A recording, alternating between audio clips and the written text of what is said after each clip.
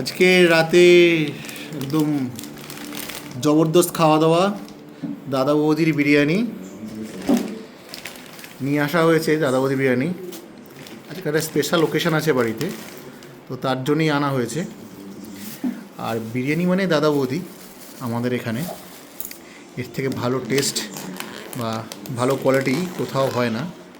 তবে আজকে বিরিয়ানিটা এনেছি চিকেন বিরিয়ানি। ও, দেখেই মন শান্তি, যা সুন্দর একটা গন্ধ আসছে না। আজকে এই বিরিয়ানির এখানে দিয়েছে লেগ পিস, বলেছিলাম আমি গোটা লেগ পিস, ভেঙে দেয় নাহলে ঢুকবে না।